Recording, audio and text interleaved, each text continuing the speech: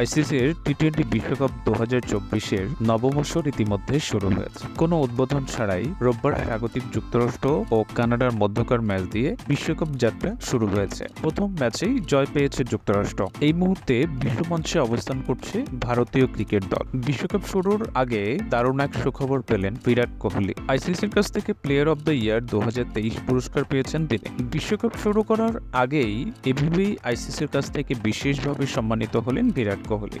হিন্দুস্তান টাইমসের প্রতিবেদনে বলা হয়েছে 2023 সালে বিরাট কোহলি তার ব্যাট দিয়ে বিস্ময়কর কাজ করেছিলেন। তিনি 27 ওডিআই ম্যাচে 1377 রান করেছিলেন, যার মধ্যে 6টি সেঞ্চুরি ও 8টি হাফ সেঞ্চুরি। তার সেরা স্কোর ছিল অপরিচিত 166 রান। শুধু তাই নয়, ওয়ানডে বিশ্বকাপে নিজের ব্যাটিং দিয়ে আলোড়ন সৃষ্টি করেছেন বিরাট। 11 ম্যাচে রান করেছেন 765, যার মধ্যে ছিল 3টি সেঞ্চুরি ও 6টি হাফ সেঞ্চুরি। বর্তমানে টি-20 বিশ্বকাপ খেলতে যুক্তরাষ্ট্রে রয়েছে বিরাট কোহলি। টি-20 বিশ্বকাপে সর্বোচ্চ রান সংগ্রাহক তিনি। এমন পরিস্থিতিতেও এই বিশ্বকাপেও ক্রিকেট বিশ্ব তার কাছ থেকে অনেক বেশি প্রত্যাশা করবে, এটাই স্বাভাবিক। আইসিসি বিরাট কোহলির হাতে ট্রফি তুলে দেওয়ার ছবি ও ভিডিও সামাজিক যোগাযোগ মাধ্যমে শেয়ার করেছে।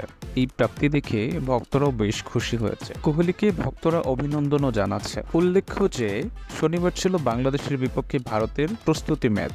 সেই ম্যাচে বিরাট কোহলি খেলেননি। ম্যাচে বাংলাদেশকে 60 রানে হারিয়েছে ভারত। আগামী 5 জুন টি-20 বিশ্বকাপে আয়ারল্যান্ডের বিপক্ষে ভারতের প্রথম ম্যাচ। ভারত এর আগে 2007 সালে টি-20 বিশ্বকাপে শিরোপা জয় করে।